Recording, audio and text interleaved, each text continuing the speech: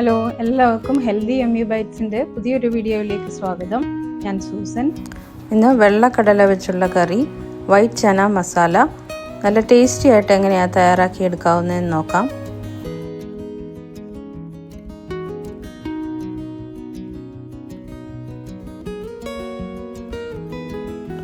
ഒരു കപ്പ് കടല ഓവർനൈറ്റ് അല്ലെങ്കിൽ ഒരു 8 മണിക്കൂർ വെള്ളത്തിൽ കുതിർത്തെടുക്കണം.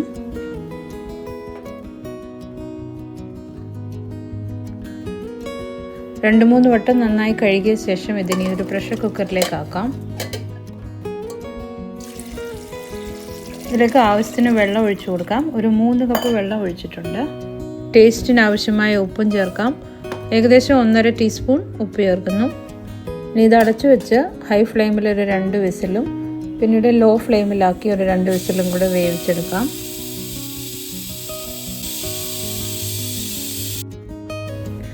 കടല അവിടെ ഇരുന്ന് നന്നായി വേകട്ടെ. ആ സമയത്ത് നമുക്ക് ഗ്രേവിക്ക് വേണ്ടതെല്ലാം ഒന്ന് ഒരുക്കിയെടുക്കാം. അതിനായിട്ട് 3 ചെറിയ സവാള അല്ലെങ്കിൽ ഒരു 2 മീഡിയം സൈസ് സവാള, പിന്നെ 3 ചെറിയ തക്കാളി, 6-7 അല്ലി വെളുത്തുള്ളി, 1 ഇഞ്ച് കഷ്ണം ഇഞ്ചി, ഇതെല്ലാം വൃത്തിയാക്കി കഴുകി കട്ട് ചെയ്തെടുക്കണം.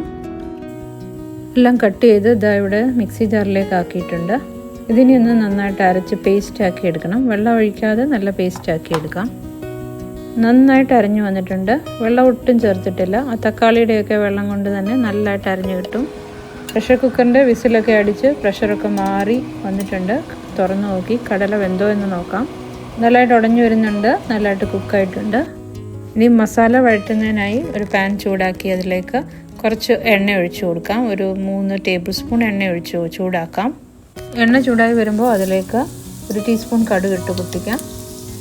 ഇനി അതിലേക്ക് കുറച്ച് ഗരം മസാല മുഴുവനായിട്ടുള്ളത് ഇട്ട് കൊടുക്കാം. ഒരു വഴണയില, 2 കഷ്ണം കറുവാപ്പട്ട, 4 ഏലക്ക ഒന്ന് ചെറുതായിട്ട് ചതച്ചത്, 4 ഗ്രാമ്പൂ, പിന്നുള്ളത് ഒരു 1/2 ടീസ്പൂൺ കുരുമുളക്.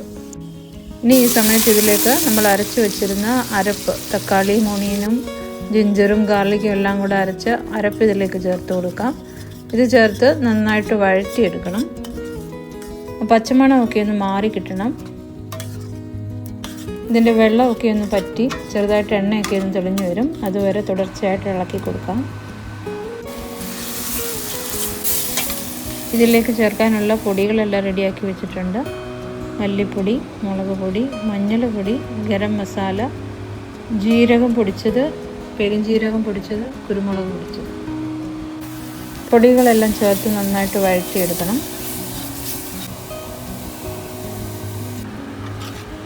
ഒരു 3 മിനിറ്റ് നല്ലതായിട്ട് വഴറ്റിയ ശേഷം കടല ഇട്ട് കൊടുക്കാം. എല്ലാം കൂടെ ഇളക്കി ചേർത്ത് തിളപ്പിക്കണം.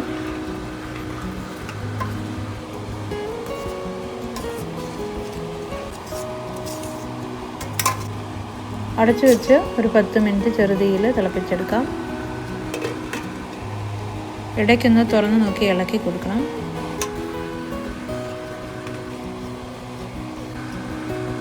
മസാല അരച്ച ജാറിൽ 1 കപ്പ് വെള്ളം കൂടെ ഒഴിച്ചത് ചേർത്ത് വീണ്ടും തിളപ്പിക്കാം.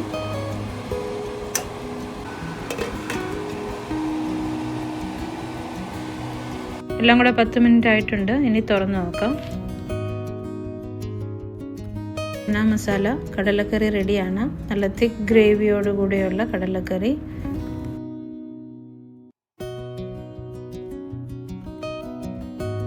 ടേസ്റ്റ് ചെയ്ത് ഉപ്പോ കുരുമുളകോ വല്ലതും ചേർക്കണമെങ്കിൽ അഡ്ജസ്റ്റ് ചെയ്യാം. ഇത് ചേർത്ത് പൂരിയും ചപ്പാത്തിയും ചോറും ഒക്കെ കഴിക്കാൻ നല്ല രുചിയാണ്.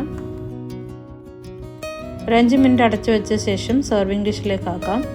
മുകളിൽ അല്പം മല്ലിയില തൂകി സെർവ് ചെയ്യാം. വളരെ നല്ല ടേസ്റ്റി ആയിട്ടുള്ള കടലക്കറിയാണ്. ഇങ്ങനെയൊന്ന് ട്രൈ ചെയ്ത് നോക്കൂ. നിങ്ങൾക്ക് തീർച്ചയായും ഇഷ്ടമാകും.